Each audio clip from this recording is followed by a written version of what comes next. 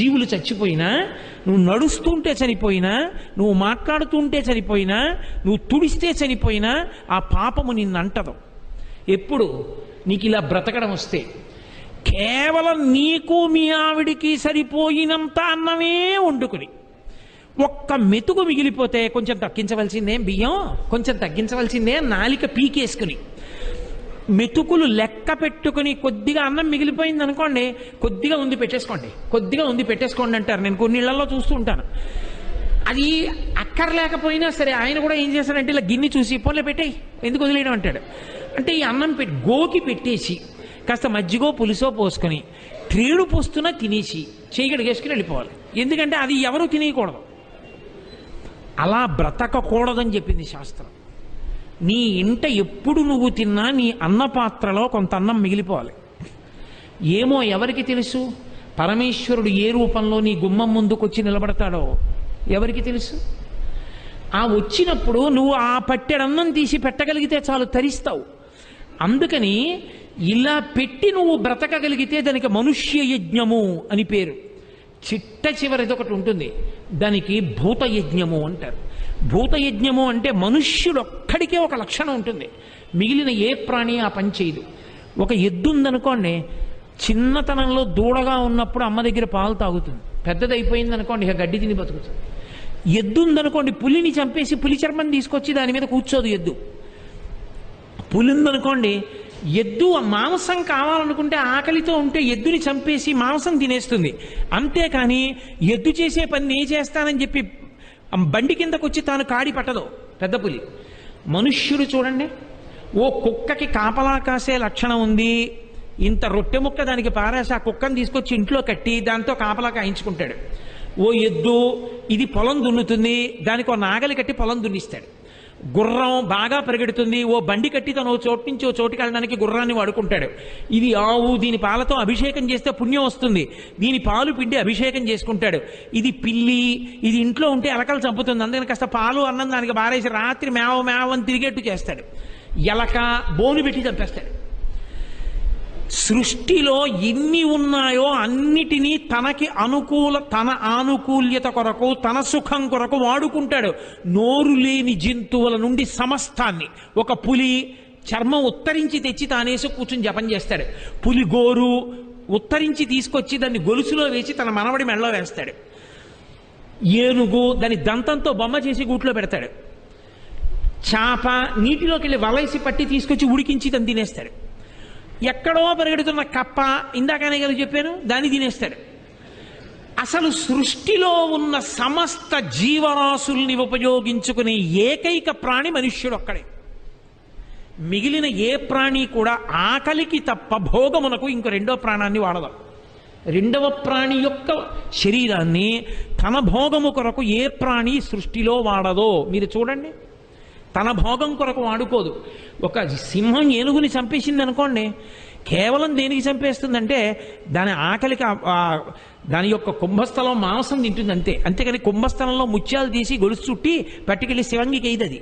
కానీ మనిషి దాని ఆ దంతాలు పీకేస్తాడు, ఆ ముత్యాలు తెచ్చేస్తాడు, చర్మమో ఒలిచేస్తాడు, మాంసమో అమ్మేస్తాడు. బాగా ఇచ్చిన నాళ్ళు పాలు పిండుకుంటాడు. పాలు పిండుకొని ఇంకా పాలు ఇవ్వదని తెలిస్తే నిర్దాక్షిణ్యంగా అమ్మేస్తే లారీలో తాళ్లు కట్టి తీసుకెళ్ళిపోతుంటారు, వధశాలలకు వెళ్ళిపోతుంటాయి. నిర్దాక్షిణ్యంగా చంపేసి తోలు ఒలిచి చెప్పులు కుట్టేసుకుంటాడు. ఇంత కృతజ్ఞతతో బతికేటటువంటి ఏకైక జీవి సృష్టిలో మనుష్యుడు ఒక్కడే. మనుష్యుడు ఎంత గొప్పవాడో మనుష్యుని యందు ఉండే స్వార్థ ప్రవృత్తి కూడా అంత విశృంఖలత్వంతో ఉంటుంది. అందుకే మనసు ఏనుగు అని శాస్త్రం పోల్చింది కారణం. ఇది మీకు ఏ ఇతర ప్రాణి యందు ఉండదు. ఒక పాము ఉందనుకోండి, అది ఓ కప్పని కరిస్తే తన ఆహారం కోసం కరుస్తుంది. ఇంకో పాములో ఉన్న విషయాన్ని అది వాడుకోదు, తన విషయాన్నే తను వాడుకుంటుంది. మనిషి పావుని పట్టుకుని పావులో ఉన్న విషాన్ని కక్కించి దాన్ని శుద్ధి చేసి ఓషధిగా మార్చి తాను వాడి తనకున్న జబ్బు పోగొట్టుకుంటాడు. అసలు వాడు వాడుకోంది ఏముందండి? పావు తోలుతో బూట్లు, బెల్ట్లోనూ పరుసులు చేసుకుంటారు. అసలు సృష్టిలో ఉన్న సమస్త జీవరాశుల్ని, ఓ పులి సింహం తిరిగినా, అది ఎప్పుడు ఓ చెట్టు పడగొట్టి ఓ దాన్ని చిత్రీ పట్టి ఓ తలుపు అవి పెట్టుకోవడం అవి ఏం ఉండదు, ఏదో గోల పడుకుంటుంది అది.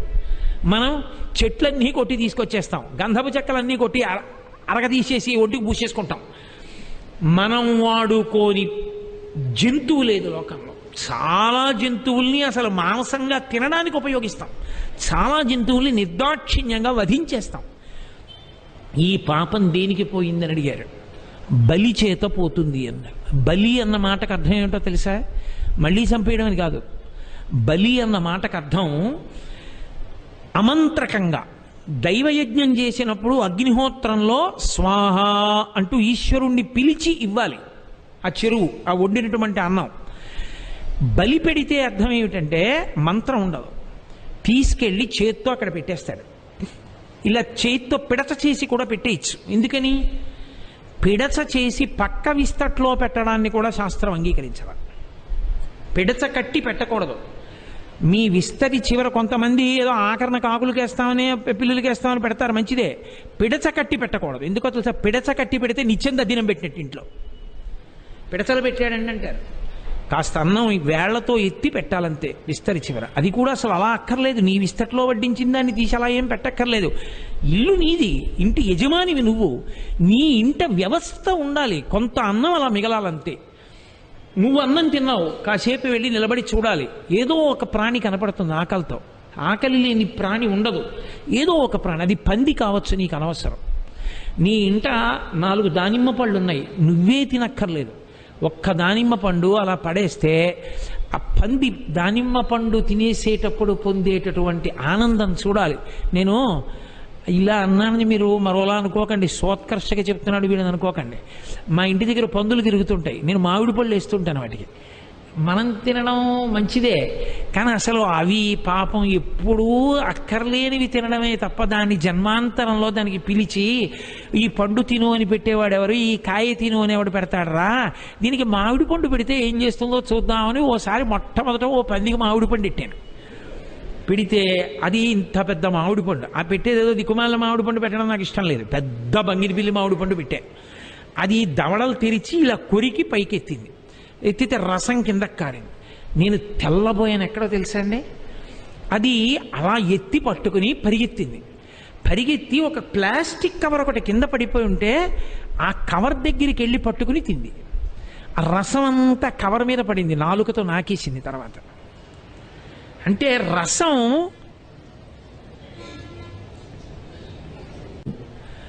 అంటే నేల మీద పడితే ఇంకిపోతుంది, దీని మీద పడితే తర్వాత నాకచ్చన్న లక్షణం దానికి ఉంది. అది పొంగిపోయి నాకు ఎంత ఆశ్చర్యం అంటే అది పంది. అది తలెత్తి మేడ మీదకి గ్రిల్లోకి నన్ను చూసింది ఇలాగా, ఇంకా ఏమైనా వేస్తావా అన్నట్లుగా. ఏదో నేను ఒకటి వేశాను లేవే అని. అప్పటి నుంచి నేను పంది అనేం చూడను. ఉపాధితో ఏమి సంబంధం? అది ఆకలి మీద ఉంది, కొంచెం తింటుంది. అందులో పిల్లలతో పెడుతుంటాయి పాపం పందులు. అప్పుడు నేను కొద్దిగా వాటికి ఏమైనా వేస్తూ ఉంటాను. తిని పాపం ఆ పిల్లలు తాగుతాయి పాలు అని. కాబట్టి నేను సోత్కర్షకి చెప్పాను, ఈయనేదో చేస్తున్నానని చెప్పుకుంటున్నాడని మీరు అనుకోకూడదు. నేను ఒక సందర్భం వచ్చింది కాబట్టి ప్రస్తావించాను. మీ అందరూ చేసేదాని ముందు నేను చేసేది ఏమీ కాదు. కానీ ఒక మాట వరుసకి నేను అన్నానంతే. భూతయజ్ఞము, నువ్వు వాటన్నిటి యొక్క ఉపయోగాన్ని నువ్వు పొందుతున్నావు. తెల్లారి కాఫీ తాగావంటే ఏ గేదె పాలు తాగావో, ఏ ఆవు పాలు తాగేశావో. నువ్వు మజ్జిగ తాగావు వేసవికాలం అని, పాపం ఎక్కడ పసరికమేసిన ఏ ఆవు ఏ గేదె పాలు మజ్జిగ తాగావో, మళ్ళీ తిరిగి ఆ ప్రాణికి కొంచెం పెట్టవలసిన కర్తవ్యం నీ మీద ఉంది. ఏ ప్రాణి చంపబడి మాంసం అయిపోయిందో మళ్ళీ ఆ ప్రాణులు కనబడినప్పుడు వాటికి మళ్ళీ నువ్వు వెయ్యాలి. ఓ చిలక కనపడింది, పంజరంలో పెట్టావు. ఏదో పావురం కనపడింది, ఆ పావురాయిని తీసుకొచ్చి, పావురాయిల్ని తినేసిన వాళ్ళని నేను చూశాను. పావురాలు తినేస్తారు, అన్ని పక్షుల్ని తినేస్తూ ఉంటారు. ఉడతల్ని చంపి తినేసే వాళ్ళని నేను ప్యాసింజర్లో వెళుతూ చూసా ఓసారి వేటపాలెం గూడపర్తి రైల్వే స్టేషన్లో. సమస్త భూతములను తినేస్తున్నాం. కాబట్టి కనీసంలో కనీసం నేను మనుష్య ప్రాణినేగా, నేను తినకపోతే నాలాంటి మనుష్యులు తింటున్నప్పుడు వాళ్ళతో పాటు నేను కూడా. కాబట్టి కనీసం భూతములకు కూడా నువ్వు పెట్టవలసిన అవసరం నీ మీద ఉంది. అది యజ్ఞముగా పెట్టమని చెప్పింది. ఆ పెట్టేటప్పుడు పందికి పెడుతున్నానని పెట్టకు. పంది మామిడి పండు తిన్నప్పుడు పొందినటువంటి ఆనందం పందిలో ఉన్న నారాయణమూర్తి యొక్క ఆనందం, వరాహమూర్తి యొక్క ఆనందం. నీవు దాని వలన ఎంతో ప్రయోజనాన్ని పొందావు.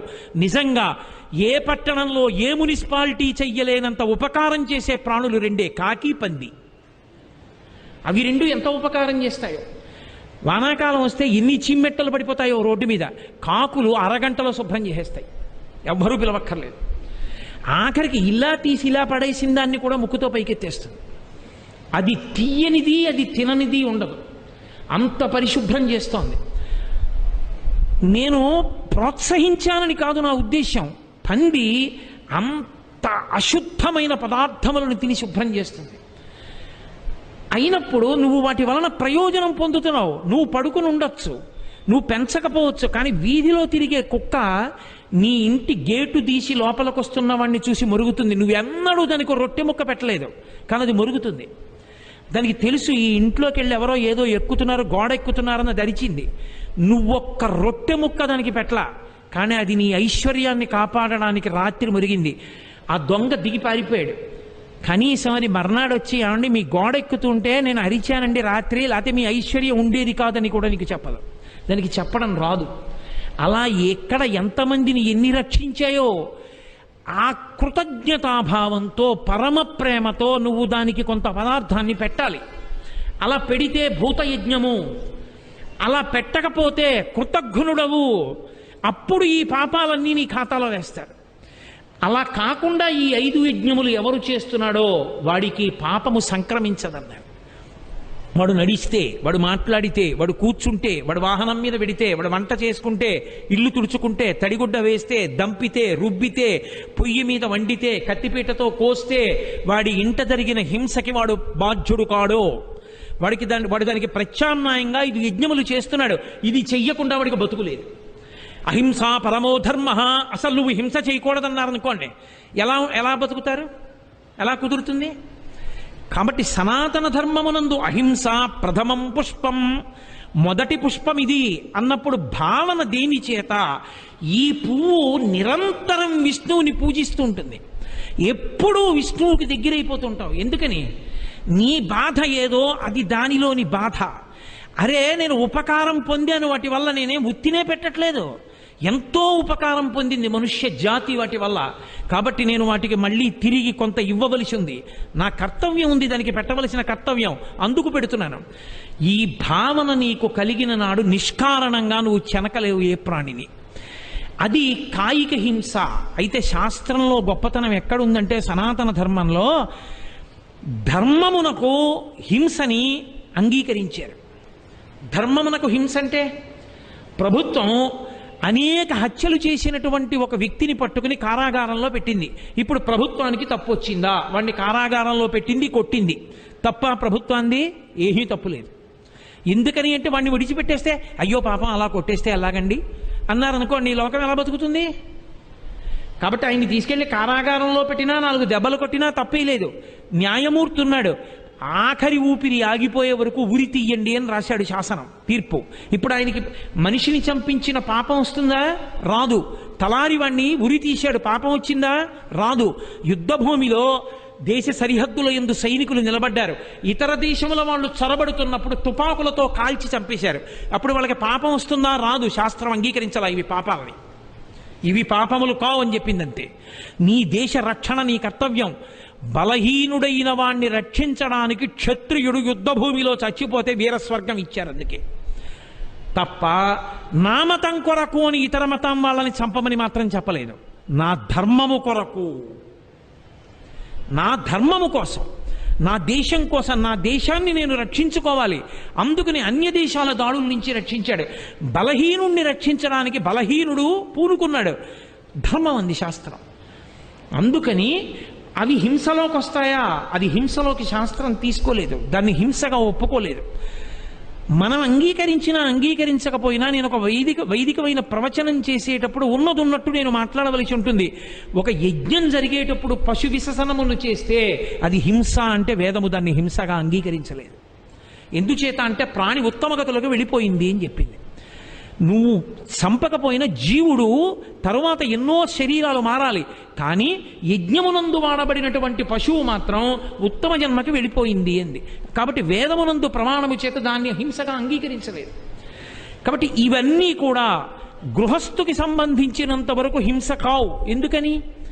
గృహస్థు పరిపూర్ణమైన హింస పాటించాలి అని నేను అన్నాను అనుకోండి, గృహస్థు మీద బ్రహ్మచారి ఆధారపడతాడు, గృహస్థు మీద సన్యాసి ఆధారపడతాడు, గృహస్థు మీద వానప్రస్థు ఆధారపడతాడు.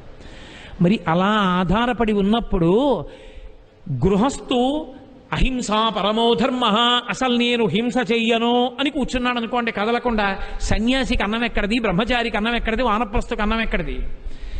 అందుకే the lamp and doing the puja, and he is practicing to do that. This is the third, fourth year we are doing the Mahaprasad puja. Then we have Velakku puja. Velakku puja, that is the special Velakku puja is on Friday, October 23rd. So please join us. Then we have also Chandi Homa. Chandi Homa, you all know. I did not say about what is Chandi Homa. Chandi Homa is one which very that too in the Navaratri time. If you are performing that, it is very auspicious. So, if you want to sponsor any of these pujas, you are welcome. You know, it's a COVID is a very tough time. It's very hard to perform such things. Lot of challenges, constraints, getting flowers, getting materials. But Vera is doing its extraordinary efforts to make things happen. So you all support us. This is one way you can support the temple also, by registering for those events. And if you want to do any volunteering, you are welcome. And we will ensure